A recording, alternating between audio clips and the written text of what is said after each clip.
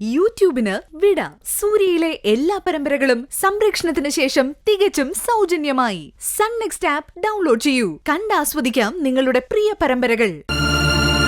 എന്റെ പൊന്നുമോളെ, നീ അച്ഛനെ തേടി പഞ്ചരത്നത്തിൽ വന്നത് പണത്തിന്റെ ആവശ്യത്തിന് വേണ്ടിയായിരുന്നെങ്കിൽ നിനക്ക് ഒരു വാക്ക് അച്ഛനോട് പറയായിരുന്നില്ലേ? എവിടെന്നെങ്കിലും 2.5 ലക്ഷം രൂപ നിനക്ക് അച്ഛൻ ഉണ്ടാക്കി തരായിരുന്നില്ലേ? അതിനുവേണ്ടി നീ എന്തൊക്കെ ഇപ്പൊ സഹിക്കേണ്ടി വന്നത് മോളെ? അവൻ കാണിക്കുന്ന തോന്നിയാസല്ലേ അച്ഛാ ഇതൊക്കെ. അവന്റെ ബാധ്യത തീർക്കാൻ ഇവള് കാശുണ്ടാക്കിയ നന്ദിയും കടപ്പാടും കാണിക്കുന്നതിന് പകരം ആ ദുഷ്ടൻ അപവാദം പറഞ്ഞുണ്ടാക്കിയ പിന്നെ എന്താ ചെയ്യാൻ പറ്റുക? അവൻ എന്താ ചെയ്യേണ്ടതെന്ന് എനിക്കറിയാം. ഈ ഒരു അവസ്ഥയിൽ കൈവച്ച അവനങ്ങ് തീർന്നു പോവും. അതുകൊണ്ടാ ഇതുവരെ സത്യനെ ചേർത്തായിരുന്നു എന്റെ മോളെ അവൻ മോശക്കാരിയാക്കിയത്. ഇതിപ്പോ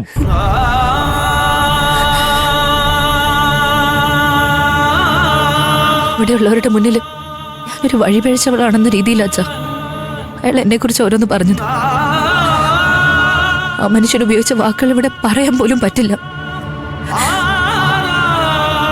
ഞാനിനി എന്തിനാ അച്ഛാ ജീവിച്ചിരിക്കുന്നത് പോലും എനിക്ക് പലപ്പോഴും തോന്നുന്നു.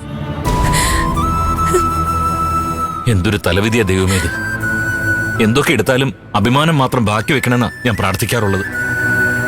അതും കൂടി ചവിട്ടി അരച്ചാ പിന്നെ എന്തിനാ ഞാൻ ജീവിച്ചിരിക്കണേ? അമ്മാവ, ജീവിച്ചിരിക്കാൻ പാടില്ലാത്ത അവനാ. അവനെങ്ങ് തീർത്ത് കളഞ്ഞാ നമ്മുടെ കുടുംബം രക്ഷപ്പെടും.